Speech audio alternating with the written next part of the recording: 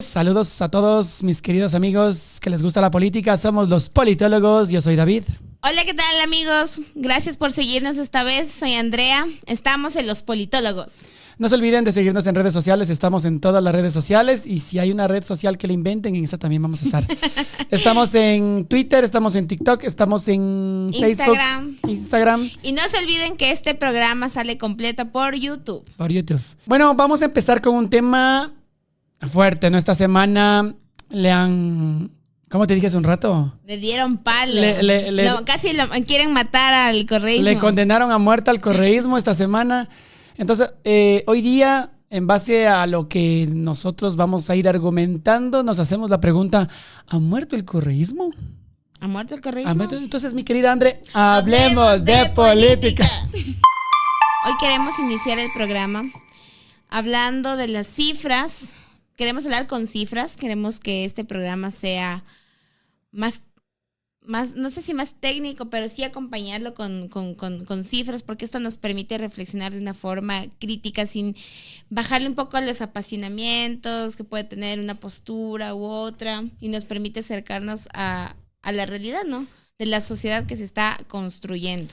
Exactamente. Bueno, alguna vez un estadista me dijo, lo que no se habla con cifras son simplemente opiniones, y es verdad. Partamos del hecho principal, ¿no? Los resultados finales. Ya es con el escrutinio del 100%, se lo decía Andrea, esto con el 97% nos tuvieron como una semana. Pero una vez culminado ya el escrutinio total de votos válidos, el porcentaje de victoria absoluto con el que gana Noboa es con 51 con 83 versus un 48 con 17 de Luisa González. Valga decir que los votos válidos corresponden a un 91.49%, es decir, hubo una gran asistencia para el voto, para el proceso de sufragio. En Argentina, si viste, fue preocupante que llegó únicamente al 70%. Claro, sí. Tenemos que hablar luego también en otro programa de Argentina, qué pasó en Argentina. Votos blancos tenemos 0.76 y votos nulos tenemos 7.75. Yo me sigo preguntando, ¿quién va y deja la papeleta en blanco? Qué osados, ¿no? Y bueno, nos damos también cuenta que las provincias en donde ganó Álvaro Noboa son completamente en Galápagos, esto sacado como fuente del diario Primicias. En las provincias donde toda la sierra la gana Noboa, y las provincias del oriente son las provincias de Napo, Pastaza, con excepción de Morona Santiago y Zamora Chinchipe. Sí, las que no ganan son, las que ganan más bien dicho en este caso RC, son Orellana y Sucumbíos. Bueno, pero claro y que... toda la costa, RC. Justamente para tratar un poco más acerca del voto y llegar a algunas conclusiones, hoy nos vamos a hacer eco del hilo que fue publicado en Twitter por el señor Álvaro Marchante, que es gerente de Comunicaliza, una de las encuestadoras, digamos, más serias que hemos tenido en este proceso electoral, ¿no? Y que hace un análisis profundo con las cifras de por qué ganó Daniel Noboa y cómo fue el proceso de la votación. Entonces, empecemos. Bueno, Álvaro Marchante, como decía mi querida Andrea, es gerente de Comunicaliza. Valga decir que la empresa hace un sondeo de opinión 100% digital. 100% digital. No es un trabajo de campo. Y lo importante en esto es que, a pesar de eso, es quien más se ha aproximado a los resultados reales, es decir, a los resultados definitivos. Bueno, también estaban las encuestas del académico Omar Maluk, ¿no? Que él también las hizo de forma digital y el voto fue también bastante similar, sobre todo el de segunda vuelta, fue casi el resultado final. Y bueno, les invitamos a ver este hilo. Bueno, fue publicado, si no me equivoco, el día de ayer. Sí, exactamente. Ayer fue 21. Sí. Pueden encontrar a Álvaro Marchante como @amarchante para los que están interesados en revisar nuevamente la información que les vamos a compartir. Dice, ha pasado una semana desde el balotaje presidencial que llevó a Noboa y todavía faltan muchas claves por resolver, y abre un hilo, como decimos, les recomendamos, está en Twitter. Donde pone de primero pone de manifiesto todo lo que es el ascenso de Noboa desde que inició, ¿no? Uh-huh. Realmente empezó como prácticamente un desconocido uh-huh. y que hoy por hoy se ha consolidado, como ustedes saben, como presidente del Ecuador. André. Bueno, como se puede ver en el agregado que ustedes pueden visitar en Twitter, en el agregado de Comunicaliza, hasta el silencio electoral en los últimos días, el relato del optimismo por el empate técnico le hizo crecer hasta superar el 48% a Luisa González. Es decir, que esta estrategia de campaña de difundir un supuesto empate técnico motivó a muchos votos indecisos a apoyar la candidatura de Luisa González. Algo que se destaca en las dos vueltas es que el correísmo aprovecha mejor que sus rivales el silencio electoral. Tanto en la primera vuelta sube casi 5 puntos en los 2 últimos días, como en la segunda donde sube casi 2.5 puntos también en los últimos 2 días. Estamos entendiendo un poco cómo fue la estrategia de campaña y lo que nos está poniendo de relevancia aquí Álvaro Marchante es que técnicamente el discurso del empate técnico hizo posicionarse de mejor manera a Luisa, ¿no? Hizo subir, aparte del debate, ¿no? Claro, dentro del marketing político hay algo que es bien dirimente. Los 2 últimos días. Bueno, que aparentemente son de silencio electoral, pero bueno, la ley como no estipula todavía eso, se sabe que hay un aprovechamiento bastante fuerte de los movimientos políticos para capitalizar en esos 2 días. O sea, silencio no hay. Silencio en las calles, pero las redes hablan, las redes ¿no? sociales, claro. Y la campaña estallan. sucia sigue, la campaña también, digamos, mostrar... Exacto. Los 2 últimos días, Daniel Noboa estaba mostrando el carpool con Chito y la publicidad de la avena Quaker, ¿no? Pero mira, de acuerdo a Álvaro, quien capitaliza mucho más es Luisa González. Yo hubiera creído que lo capitalizó mucho más Daniel Noboa.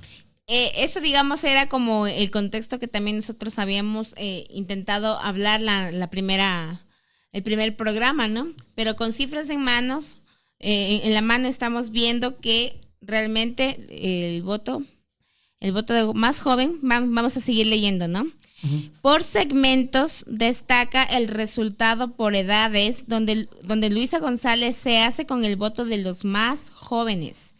Dice, fuerte remontada entre los menores de 20 años en los últimos días pese a los cartones y Noboa entre los mayores de 35 años. Es decir, que finalmente la estrategia de Luisa González, la campaña del optimismo, la campaña de la esperanza, sumada al discurso del empate técnico, hizo que los más jóvenes se sumaran a la candidatura de Luisa González.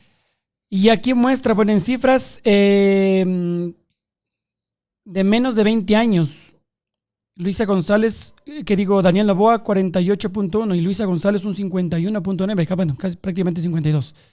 Es decir, ya es algo que nosotros, digamos socialmente se conocía, ¿no? Que él había captado mucho más el voto joven. Cuando esto dice, ¿no? El aprovechamiento de estos 2 últimos días de silencio electoral, en redes realmente ya remonta sobre el voto joven de los menores de 20. Y las personas entre 21 y 35 años se evidencia tal cual. 57% Luisa González y 43% Daniel Noboa. Yo sigo diciendo Álvaro Noboa. Daniel Noboa. Entonces, quien supo a la final del día capitalizar el voto joven fue Luisa González. Luisa González. En las zonas rurales el correísmo ganó, mientras que en las urbanas obtuvo la victoria el nuevo presidente. Por clase, González fue la clara ganadora entre la clase baja, Noboa en la clase media, baja y media, pero casi empatan en la clase media alta. Oh my God. Es interesante saber que la población es que pues uno pensaría, o digamos que en el imaginario colectivo la gente siempre dice, no, solo la gente pobre, solo los de las cárceles votan por el correísmo, y tenemos aquí con cifras de la mano que la clase media está dividida, que la clase alta está dividida. Pues La mitad votó por Noboa y la mitad por el correísmo. Interesante, un dato muy, muy interesante. Datazos.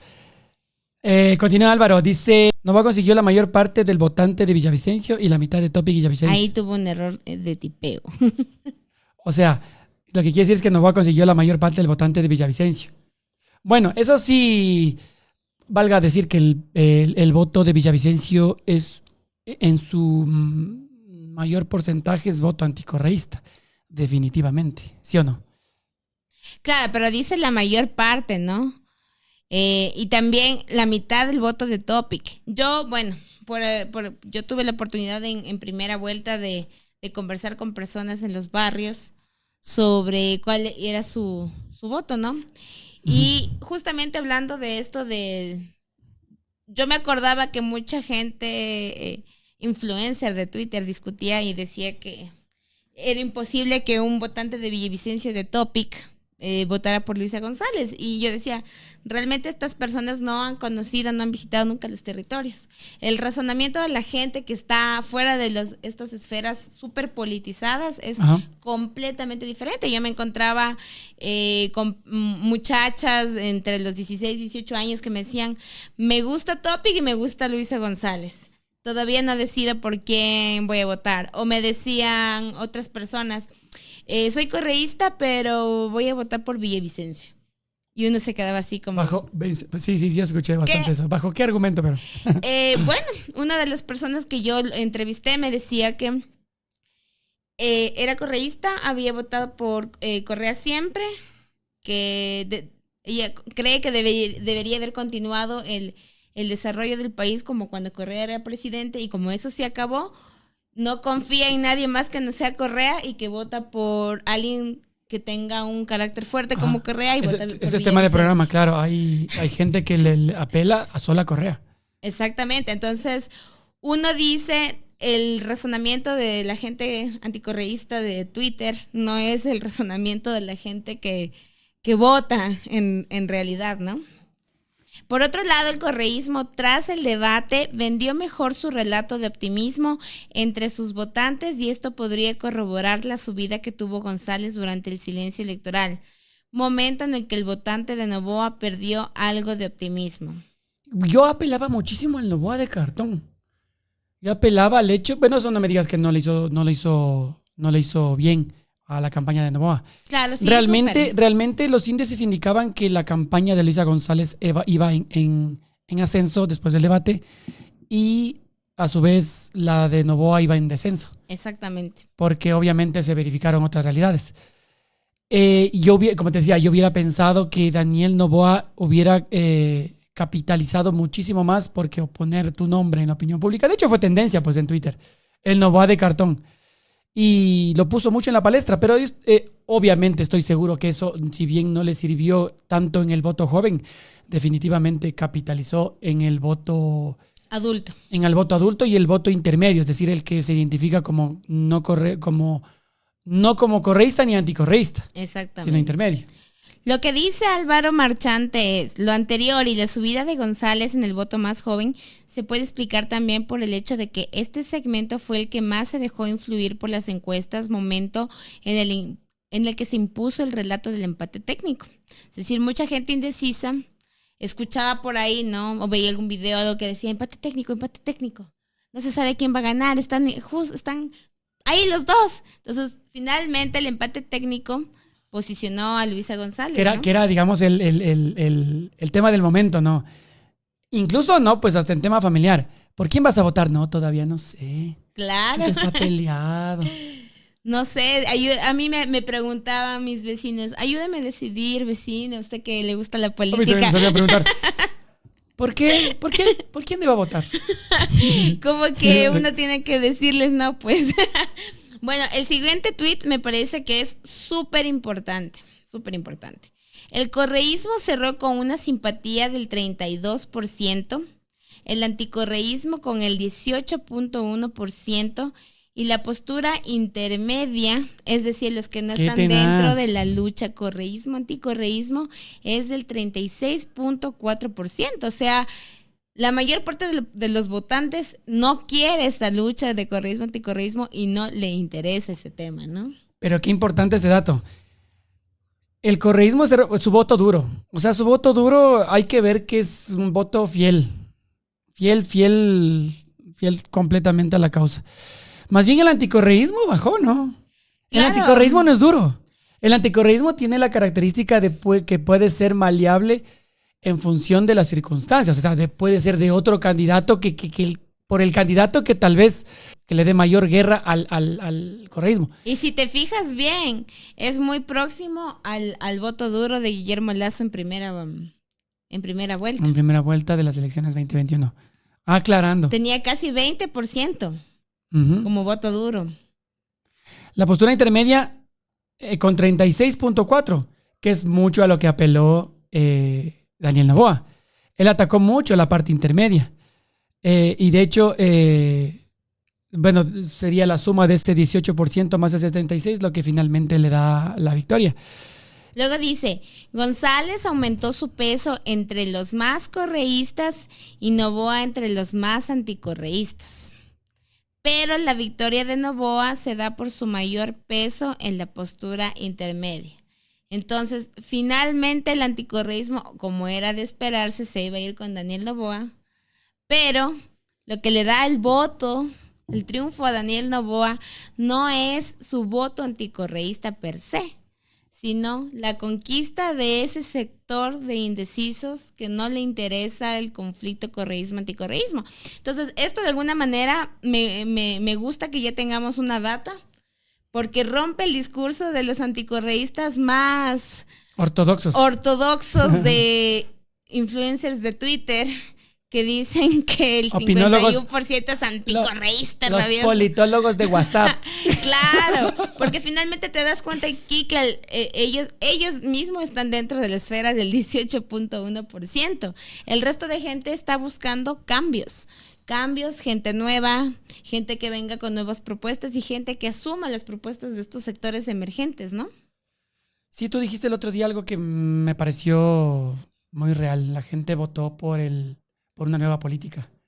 No precisamente un correísmo, anticorreísmo marcado, como fue mucho tendencia en el gobierno, digamos, en la candidatura de Lasso versus Arauz. La gente, y es lo que nos marca la pauta, ¿no? La forma de hacer política está cambiando.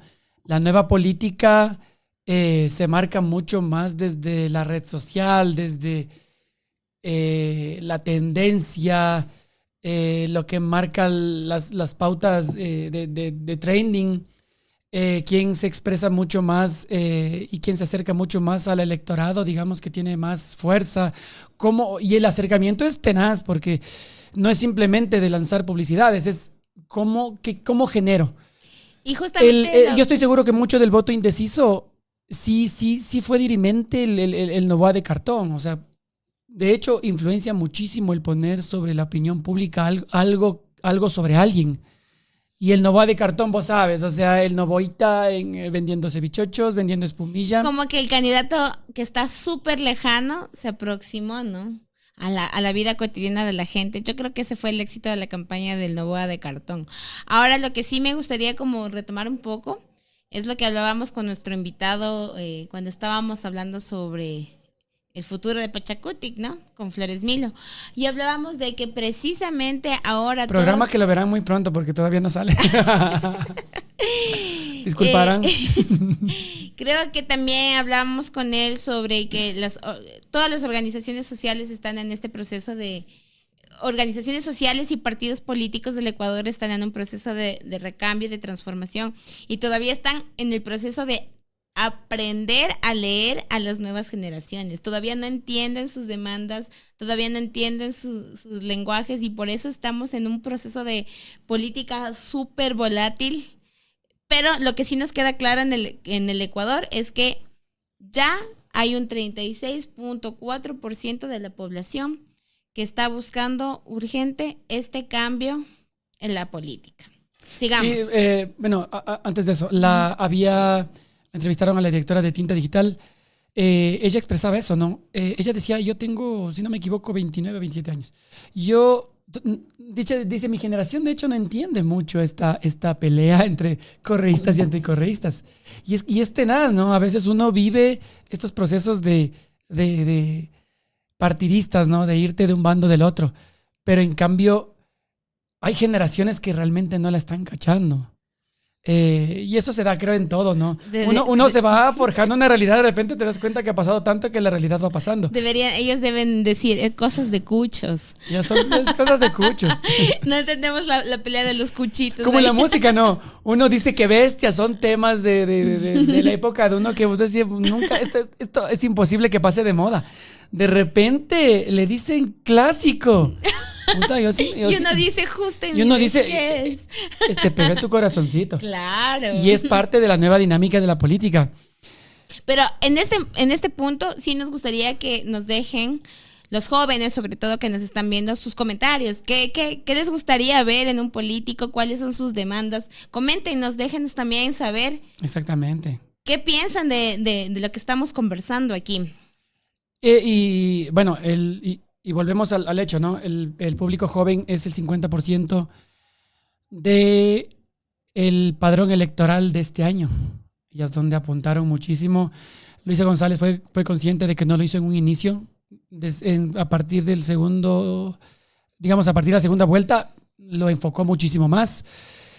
Repuntó, que es algo que lo vemos, algo que realmente vimos algo que desde el principio apuntó Noboa. Entonces fue una pelea, prácticamente. A mí me pareció que sí hubo un cambio, digamos, desde la imagen de Luisa, ¿no? En la primera vuelta estaba como muy formal, muy esquemática, política. Muy política, y en la segunda ustedes ya le vieron con su cintillo haciendo ejercicio en la bicicleta. Entonces, sí hubo un cambio en la imagen de Luisa en segunda vuelta, ¿no? Le quitaron un poco ese acartonamiento, esa cosa tan formal, tan... No fue mucho esfuerzo realmente. O sea, porque también la candidata como tal es joven. Es joven, es bonita. Es joven, fresca. Es una mujer que tiene fuerza en la palabra, tiene discurso. ¿Tú la conoces en persona? Sí. En persona ella así como es. Sí, se le nota la fuerza de carácter. Ah. Directamente.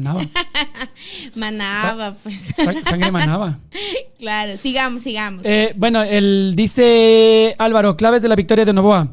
Aglutinar, tema de discusión, ¿no? Aglutinar el voto más adulto. Y el anticorreísta. Y el anticorreísta como base, y encarar a quienes buscaban algo diferente. Encantar a quienes buscaban algo diferente. ¿Yo qué dije? Encarar. Encantar a quienes buscan algo diferente. Los cartones le permitieron contrarrestar el fuerte optimismo que generó el correísmo al hablar de empate técnico. El Noboa de cartón, aclarando. También subió en la costa. Eso es un datazo, ¿no? Porque sí, siempre cuando se habla... Pero vemos que en la costa realmente no es hay correístas 100%. Mira el mapa que nos dice. El mapa nos dice que en Esmeraldas no ganó, Manabí no ganó. Mira, Santa Elena, que yo había pensado que es su gran bastión, no ganó. Santo Domingo de los Áchilas, RC, Manabí RC, Guayas RC, Los Ríos RC, Santa Elena RC. Y las provincias de Sucumbíos y Orellana RC. O sea... Pero si ya tú vas, digamos, desmenuzando el voto por parroquia, por territorio, te vas dando cuenta que tampoco es que, por ejemplo, con lo que hablábamos con Flores Milo, ¿no? En las comunidades indígenas no es que Noboa arrasó. Verás que ese programa todavía no sale. Bueno, y lo cita tanto. Otro día otro día verán. Ya, ahí me entenderán. Ahí me van a entender. No, bueno, realmente son las grandes ciudades de la sierra donde ahí sí arrasa Noboa, ¿no? O sea, la sierra aniquila el correísmo. La sierra y las provincias del oriente de Napo, Pastaza y Morona de Santiago aniquilan al correísmo. Bueno, y para cerrar el hilo de Álvaro Marchante, nos dice claves de la subida de González. Generó más optimismo entre sus electores que contagiaron a los indecisos, especialmente tras el debate. Ustedes se pueden acordar, ¿no? Tras el segundo debate, No hubo memes contra Luisa González. Y bueno, ya lo habíamos hablado en el anterior programa, ¿no? Decíamos que Daniel Noboa fue muy atacado. No sé si fue intencional o no, pero a mí me parece que, según lo que nos está contando un especialista en datos, se generó una amplia expectativa sobre la posibilidad de Luisa como presidenta justamente después del debate. El relato del empate técnico fue bien recibido, especialmente durante el silencio electoral. También tuvo su crecida en la sierra. Es decir, este país es bastante... Estamos, ¿no? En plena crisis política y estamos viviendo estos cambios, ¿no? No necesariamente estos discursos de odio que están impregnados en Twitter o en algunas redes sociales por gente extremadamente correísta o extremadamente anticorreísta es lo que pasa en los territorios. Es algo que todavía subsiste, ¿no? O sea... Y va a subsistir porque yo creo que eso le llena los bolsillos a mucha gente. Y eso te contaba, de hecho, una persona que nos escribió en nuestro, o sea, respondía a nuestros videos en TikTok, dijo que nos iba a bloquear porque pensaba que éramos correístas. Y no somos correístas. Bueno, lo que es importante señalar aquí... Y viene con la blusa de Noboa. O sea, congruencia, amiga, congruencia. Congruencia, porque no viene de azul. No, bueno, es decir que... bueno, yo quería referirme a un tema en especial para cerrar esto. Ya. Creo que es muy importante que la gente que está generando opinión pública en redes sociales tiene que tener una responsabilidad. Tú no puedes aquí ponerte a hablar desde el odio. Yo sé que eso genera réditos económicos. O sea, la política como el fútbol genera pasiones. Pero creo que al menos debemos tener un poco de seriedad utilizando datos, que es lo que estamos haciendo aquí, el esfuerzo de investigar, de compartir con ustedes información verificada y contrastada. Exactamente. Y bueno, volviendo al asunto, ¿murió el correísmo? Veamos, o sea, y partamos desde el comienzo. Vemos que al final del escrutinio general, o sea, por un tema, hablando de un tema de país, son apenas 3 puntos y algo por la diferencia por la que gana Daniel Noboa sobre Luisa González.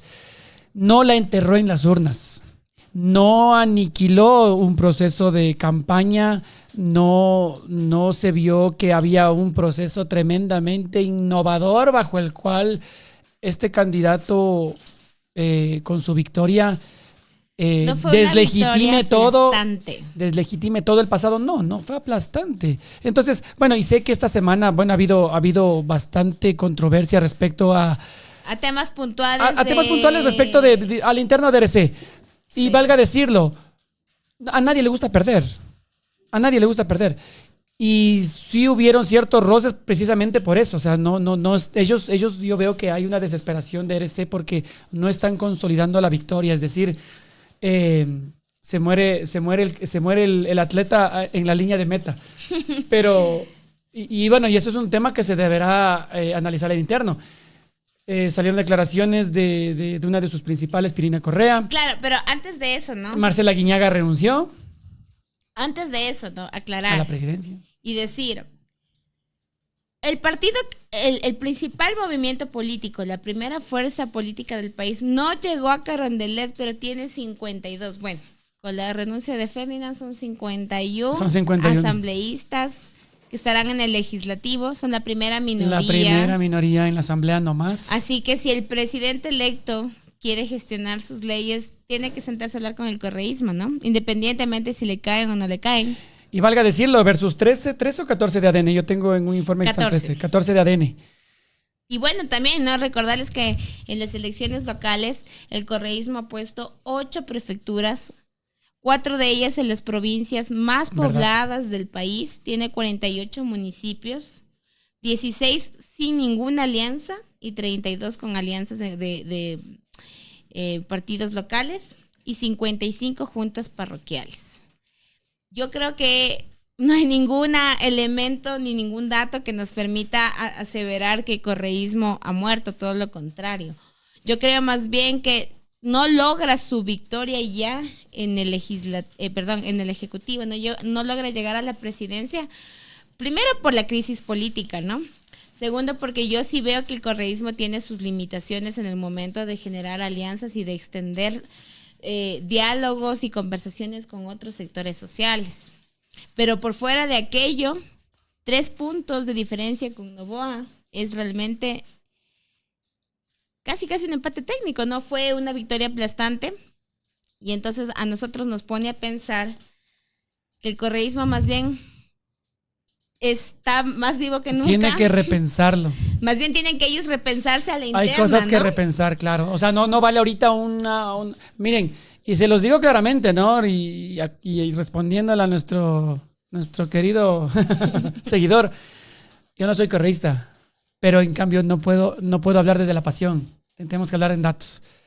Si vemos de un 51% versus un 48%, con sus respectivos decimales, con una asamblea con 51 curules versus 14 del presidente actual, son temas que se deben rever en ambos movimientos. Y también tomando en cuenta que si el partido de María Paula Romo llega a tener 29 curules, no es per se su movimiento ni su figura.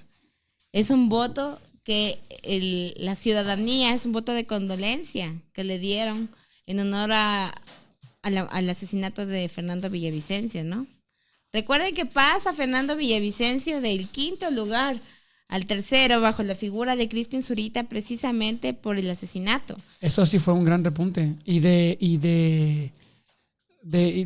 Ahorita hoy por hoy se consolida como la segunda minoría. ¿Cuántos asambleístas hubiera podido sacar Tiene 31. Sin la muerte de Fernando Villavicencio y María Paula Romo?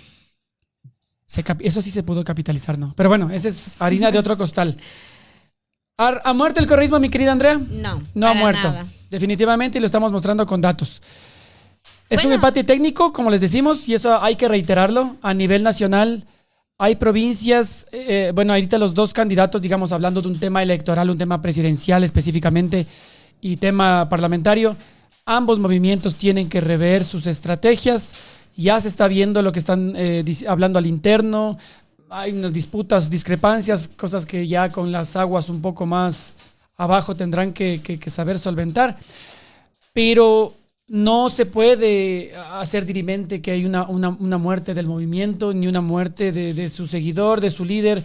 Pero ahora sí porque las cifras no apuntan a eso. Pero ahora sí viene la segunda pregunta, ¿no? Que es la pregunta que nos compete bajo el contexto de la coyuntura y las discusiones en caliente en redes sociales de lo que pasó con el correísmo esta semana. ¿Quién está interesado en matar al correísmo pese a que es la primera fuerza política? ¿Hay una ruptura interna que está buscando impulsionarlo por dentro? ¿O es alguna estrategia por ahí? Eso dejémosle a los comentarios. Algún rato nos expandimos en ese tema. Porque están pasando cosas, ¿no? Como tú dices, ¿no? No vamos a dar nada por sentado todavía, pero están pasando cosas. Quienes revisamos la agenda política diaria, nos damos cuenta que se está dando un ataque sistemático y mediático al equipo de la Revolución Ciudadana. Y se está minando desde adentro, ¿no? Pero perdóname, es una lectura que se la puede dar desde las cifras también, ¿no? RC tiene un gran opositor que se construye, que tiene 31 curules, la segunda minoría, la que le sigue, la que le pisa los talones. Y ellos, más las 17 del Partido Social Cristiano, que digamos no se pueden considerar anticorreístas 100%. Habrá que ver pero cómo se... es evidente que hay unos enemigos que tratan, digamos, de minar desde dentro del movimiento.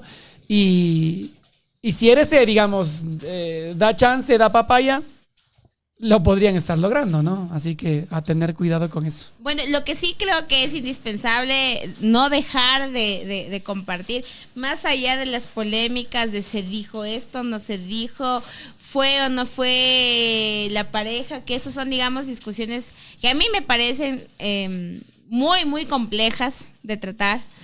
Yo creo que hay que hacer un hilo más bien de qué ha pasado en esta última semana con respecto a los ataques del correísmo, ¿no? Empezaron descontextualizando las declaraciones de Pierina Correa sobre Marcela Guiñaga. Seguramente deben haber diferencias entre los liderazgos, ¿no? Pero de todas maneras, ahí tienen el primer punto. El segundo punto ha sido el ataque a, digamos, la salida de Ferdinand del Movimiento de Revolución Ciudadana por el caso de Soledad Padilla en referencia a Jorge Glass. Eso sí es puro chisme político, ¿no? Claro, eso es puro chisme político. Eso no es data, eso es estrategia de... Eso más el ataque a Javier Pimentel por ser parte del equipo de la prefecta Marcela Guiñaga. Entonces, más allá de la interna de esos problemas, a mí sí me gustaría que reflexionemos sobre 3 ataques seguidos en esta semana. Ajá. O sea, el correísmo no ha muerto, ya definimos eso, ¿no? El Troll Center. Pero lo quieren matar. Armando argumentos para consolidar esta ruptura. Y todos los medios, ayer me puse a escuchar el podcast de Martín Payares para entender un poco cómo piensa la oposición al correísmo. Cuente. Y es esto, ¿no? Es como crear una narrativa que busque mostrarle a la gente que el movimiento está roto. Y aunque pueda que lo esté por dentro, no creo que la estrategia es quitarle, fortalecer los conflictos a la interna para poder romper al movimiento y que dejen de ser la primera minoría en la asamblea. Yo creo que va por ahí los ataques sistemáticos a la Revolución Ciudadana. Coméntanos qué opinas. ¿Tú crees que murió el correísmo? Déjanos tus comentarios en todas nuestras redes sociales. No te olvides seguirnos por todas nuestras redes. Estamos en TikTok, en Twitter, Instagram y Facebook. Y no te olvides de ver nuestro programa completo en YouTube. Nos vemos la próxima. Hasta luego.